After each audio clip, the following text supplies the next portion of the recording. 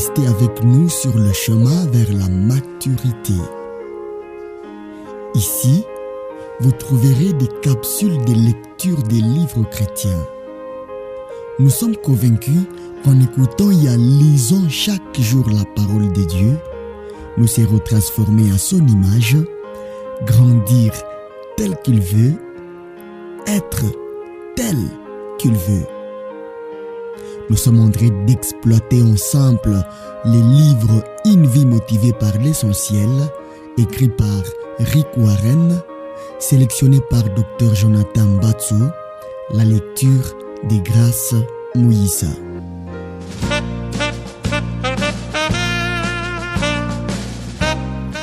36e jour, 36e chapitre, fait pour accomplir une mission.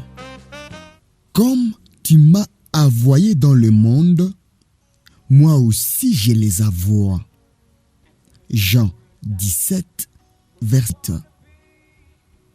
Ce qui m'importe, c'est d'aller jusqu'au bout de ma mission et d'achever la tâche que m'a confiée le Seigneur Jésus.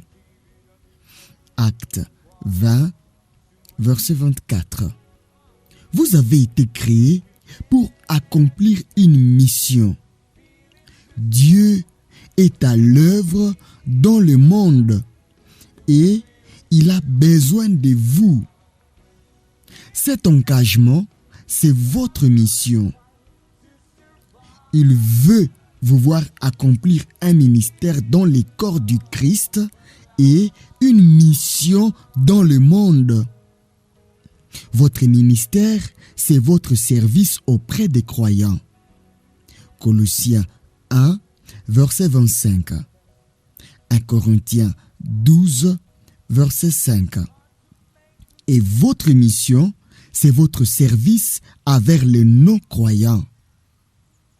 L'accomplissement de votre mission dans le monde est le 5e objectif de Dieu pour votre vie. La mission de votre vie est à la fois commune à tous et spécifique. D'une part, c'est une responsabilité que vous partagez avec tout le chrétien, et de l'autre, c'est votre mission particulière. Dans les chapitres suivants, nous étudierons ces deux aspects. Le mot français « mission » vient du verbe latin « envoyer ». Être chrétien, c'est être envoyé dans le monde comme un représentant de Jésus-Christ. Ce dernier a dit « Tout comme le Père m'a envoyé, moi aussi je vous envoie. » Jean 20, verset 21. Jésus a parfaitement compris sa mission sur la terre. À l'âge de 12 ans, il a expliqué « Il faut que je m'occupe des affaires de mon Père. » Luc 2, verset 49. Et 21 ans plus tard, il s'est écrié en mourant sur la croix « Tout est accompli. » Jean 19, verset 30. Ces deux affirmations ont encadré une vie exemplaire, une vie motivée par l'essentiel. Oui, Jésus a totalement accompli la mission que le Père lui avait confiée. Sa mission est maintenant la nôtre, car nous sommes le corps de Christ. Ce qu'il a fait dans son corps physique, nous devons le continuer, car nous sommes son corps spirituel, l'Église. Quelle est cette mission? Faire connaître Dieu aux hommes. La Bible dit, Dieu nous a réconciliés avec lui par le Christ et nous a confié le ministère de la réconciliation. 2 Corinthiens 5, verset 18. Le Tout-Puissant veut libérer les êtres humains de l'emprise de Satan et les réconcilier avec lui afin de leur permettre d'accomplir les 5 objectifs pour lesquels il les a créés. l'aimer, faire partie de sa famille, devenir comme lui, le servir et parler de lui aux autres. Une fois que nous sommes à lui, Dieu se sert de nous pour toucher les autres. Il nous sauve, puis il nous envoie. La Bible nous apprend que nous sommes donc des ambassadeurs envoyés par les Christ. 2 Corinthiens, immense honneur d'être employé par Dieu. Paul a déclaré, Dieu nous a réconciliés avec lui par le Christ et nous a confié le ministère de la réconciliation. 2 Corinthiens 5, verset 18. Notre mission comporte 2 grands privilèges. Travailler avec Dieu et les représenter. Nous devons participer à la construction du royaume avec Dieu. Paul nous appelle des collaborateurs et déclare « Nous travaillons avec Dieu ». 2 Corinthiens 6, verset 1er. Jésus nous a offert le salut, nous a introduits dans sa famille, nous a donné son esprit et a fait de nous ses agents dans le monde. Quel privilège! La Bible dit, nous sommes donc des ambassadeurs envoyés par le Christ et c'est comme si Dieu lui-même vous adressait un appel par nous. Nous vous en supplions au nom du Christ, laissez-vous réconcilier avec Dieu. 2 Corinthiens 5, verset 20. Expliquez aux autres comment ils peuvent recevoir la vie éternelle est le plus grand service que vous puissiez leur rendre. Si votre voisin avait le cancer ou le sida et que vous connaissiez le remède, vous seriez un criminel de ne pas le lui dire. C'est encore plus grave de garder secret le chemin qui mène au pardon, à la paix et à la vie éternelle. Nous connaissons la meilleure nouvelle du monde et en faire part est l'acte le plus généreux que nous puissions accomplir en faveur de quelqu'un. Notre problème, à nous qui sommes chrétiens depuis longtemps, c'est que nous avons oublié comment nous nous sentions sans Christ. Même si les gens ont l'air satisfaits et épanouis, sans Christ, ils sont perdus. Et ils resteront séparés de Dieu pour l'éternité. Selon les Écritures, il n'y a de salut en aucun autre qu'en Jésus-Christ. Actes 4, verset 12. Tous les hommes ont besoin de lui. Votre mission a une portée éternelle. Elle influencera la destinée éternelle des autres. Elle est donc plus importante que votre travail, vos grandes réalisations et vos objectifs personnels. Les conséquences de votre mission seront éternelles, mais pas les conséquences de votre profession. Dans votre vie, rien ne comptera jamais autant que d'aider les autres à établir une relation éternelle avec le Seigneur. C'est pourquoi votre mission est essentielle. Jésus a dit, « Il nous faut accomplir les œuvres de celui qui m'a envoyé tant qu'il fait jour. La nuit vient où personne ne pourra travailler. » Jean 9, verset 4. L'heure passe, le temps est court. Ne tardez pas un jour de plus. Annoncez l'évangile autour de vous, dès maintenant. Vous aurez toute l'éternité pour vous réjouir avec ceux que vous aurez conduits à Christ. Mais vous ne pouvez pas les amener au salut que pendant votre séjour ici-bas. Cela ne veut pas dire que vous deviez quitter votre emploi pour devenir évangéliste à plein temps. Le Seigneur veut que vous annonciez l'évangile là où vous êtes.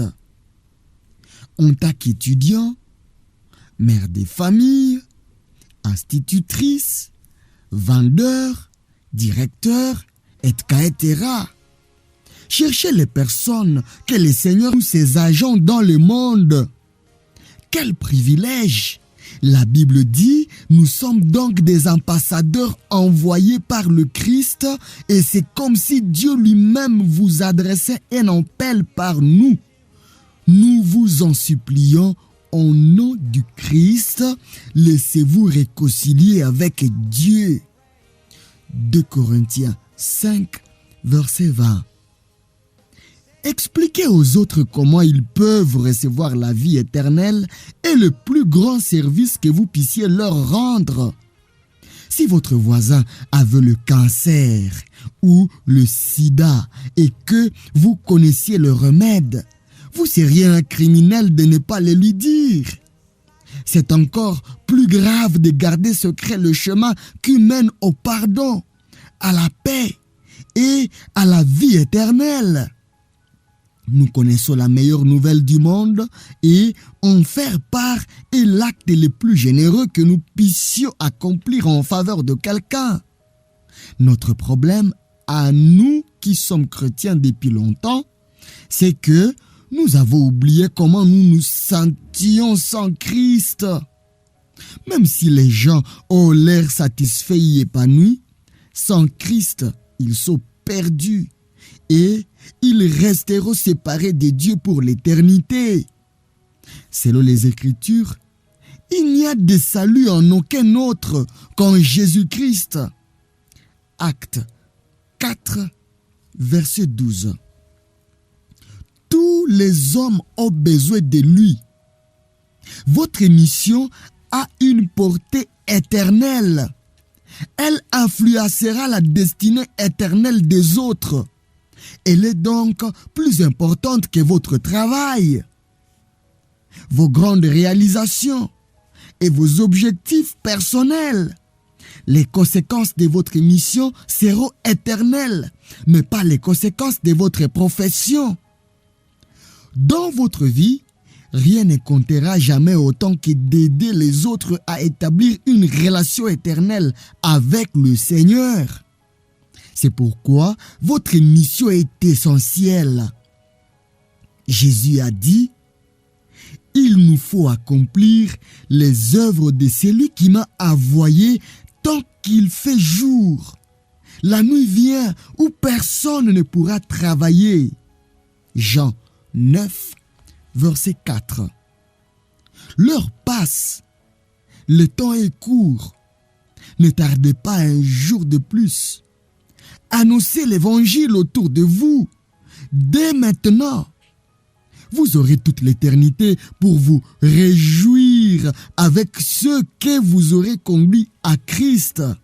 Mais vous ne pouvez pas les amener au salut que pendant votre séjour ici-bas.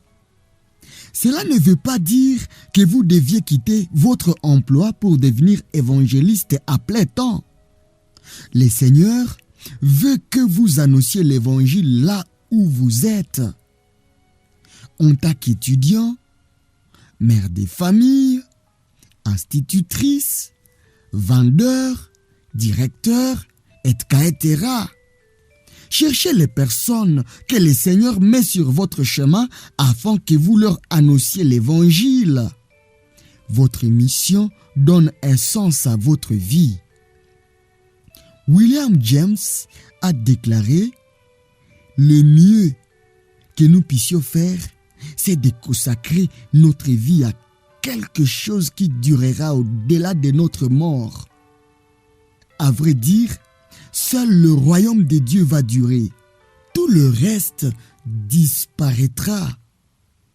C'est pourquoi notre vie doit être motivée par l'essentiel, c'est-à-dire l'adoration, la communion fraternelle, la croissance spirituelle, le service et l'accomplissement de notre mission.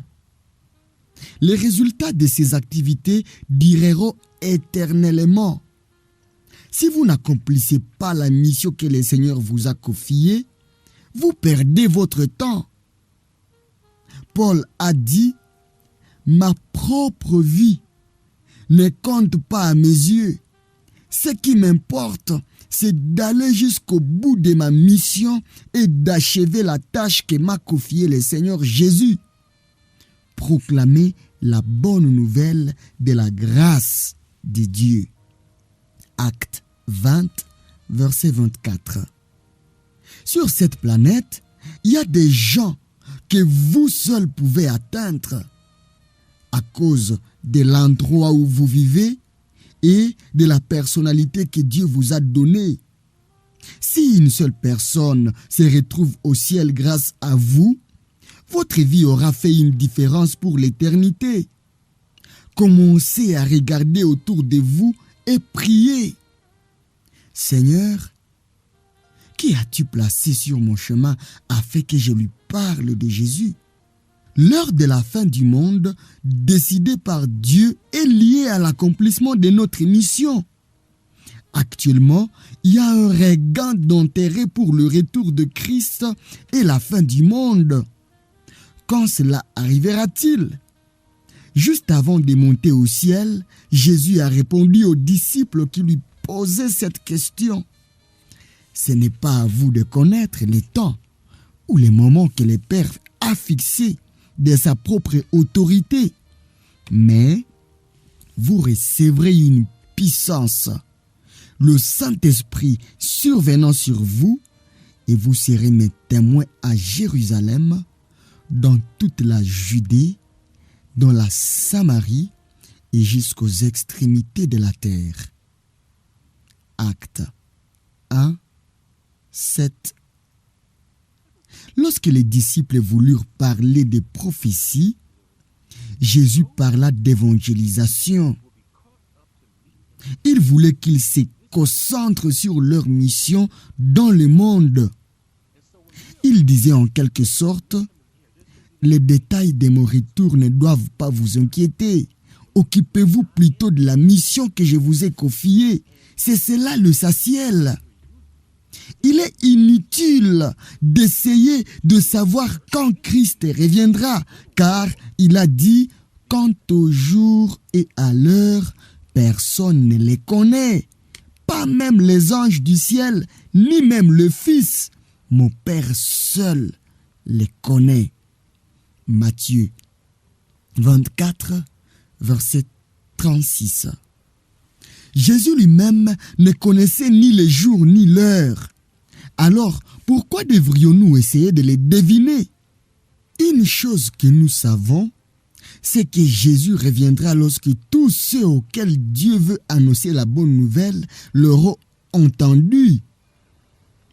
Jésus nous a expliqué, cet évangile du royaume sera prêché dans la terre habitée tout entière, en témoignage à toutes les nations, et alors viendra la fin. Matthieu 24, verset 14. Si vous souhaitez que Jésus revienne le plus vite possible, accomplissez votre mission sans perdre de temps avec l'interprétation des prophéties.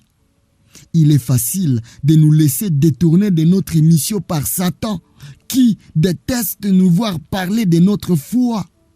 Il nous laissera accomplir toutes sortes de bonnes choses, pourvu que nous n'amenions pas quelqu'un au salut. Mais dès que nous prenons notre mission au sérieux, attendons-nous à ce que le diable essaye par tout le moyen de nous distraire. Souvenons-nous alors des paroles de Jésus. Quiconque met la main à la charrue et regarde en arrière n'est pas propre au royaume de Dieu. Luc 9, verset 62. Le prix à payer pour accomplir votre mission, il il vous faudra donner la priorité au programme de Dieu pour votre vie. Vous ne pouvez pas simplement la rajouter par-dessus toutes vos autres activités personnelles. Suivez l'exemple de Jésus qui a dit « Que ce ne soit pas ma volonté, mais la tienne qui soit faite. » Luc 22, verset 42. Soumettez-lui vos droits, vos projets, vos rêves, vos plans et vos ambitions. Cessez de lui adresser des prières égoïstes du genre « Seigneur, bénis-moi dans mes entreprises personnelles. » Mais priez « Père, aide-moi à faire ce que tu bénis. » Prenez une feuille blanche, signez au bas de la feuille et laissez Dieu remplir les lignes. La Bible dit, offrez-vous à Dieu et mettez-vous tout entier à son service comme instrument de ce qui est juste. Romains 6, verset 13. Si vous vous engagez à remplir votre mission, quel qu'en soit les prix, vous connaîtrez une bénédiction exceptionnelle de la part de Dieu. Le Seigneur est prêt à tout pour les hommes et les femmes qui s'engagent à son service. Jésus a promis, « Faites donc du règne de Dieu et de ce qui est juste votre préoccupation première, et toutes ces choses vous seront données en plus. » Matthieu 6, verset 33. Une âme de plus pour Jésus. Mon père a été pasteur pendant plus de 50 ans. La plupart du temps, dans des petites assemblées rurales, c'était un prédicateur simple, mais consacré à sa mission. Il aimait beaucoup amener des équipes de bénévoles à l'étranger afin de bâtir des églises pour des petites communautés. Au cours de sa vie, il a construit plus de 150 églises dans le monde. En 1999, au cours de la dernière semaine de sa vie, la maladie la tenait éveillé près de 24 heures sur 24. Il faisait des rêves et il expliquait tout haut ce qu'il voyait. Il revivait la construction de chacune de ses églises. Assis à ses côtés, j'en ai appris beaucoup sur lui. Une nuit, ma femme, ma nièce et moi étions près de lui quand soudain il s'est agité et a essayé de quitter son lit. Évidemment, il était trop faible et ma femme l'encouragea à se recoucher. Comme il refusait, elle lui demanda « Jimmy, que voulez-vous faire ?» Il répondit « Je veux aller sauver encore une âme pour Jésus, encore une âme pour Jésus, encore une âme, encore une âme pour Jésus. » Il répétait sans arrêt cette phrase. Au cours de l'heure qui suivit, il répéta encore une âme pour Jésus. Au moins 100 fois, encore une âme pour Jésus. Je pleurais, assis sur ce lit. Papa posa sa main sur ma tête et me dit, « Sauve une âme de plus pour Jésus. Sauve une âme de plus pour Jésus. » C'était comme s'il me confiait une mission. C'est le but du reste de ma vie. Je vous invite à vous fixer aussi ces buts, car rien ne fera une plus grande différence pour l'éternité. Si vous voulez être utile pour Dieu, vous devez vous intéresser à ce qui l'intéresse, à savoir la rédemption des hommes qu'il a créés. Il veut que nous retrouvions ses enfants perdus. Pour lui, rien ne compte davantage. La croix l'a prouvé. Je prie afin que vous saisissiez l'occasion de gagner une âme de plus pour Jésus. Un jour, vous vous tiendrez devant Dieu et vous pourrez dire « Mission accomplie ».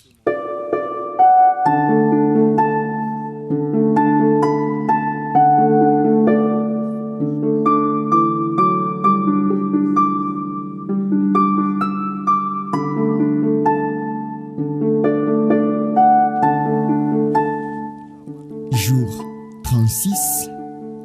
Définir mon objectif et idée à méditer. J'ai été envoyé pour accomplir une mission. Verset à retenir. Allez donc, faites de toutes les nations des disciples. Baptisez-les au nom du Père, du Fils et du Saint-Esprit, et enseignez-leur à mettre en pratique tout ce que je vous ai prescrit. Et moi, je suis avec vous tous les jours jusqu'à la fin du monde. Sauve une âme de plus pour Jésus. Sauve une âme de plus pour Jésus. C'était comme s'il me confiait une mission. C'est le but du reste de ma vie. Je vous invite à vous fixer aussi ces buts, car rien ne fera une plus grande différence pour l'éternité. Si vous voulez être utile pour Dieu, vous devez vous intéresser à ce qui l'intéresse, à savoir la rédemption des hommes qu'il a créés. Il veut que nous retrouvions ses enfants perdus. Pour lui, rien ne compte davantage. La croix l'a prouvé. Je prie afin que vous saisissiez l'occasion de gagner une âme de plus pour Jésus. Un jour, vous vous tiendrez devant Dieu et vous pourrez dire « Mission accomplie ».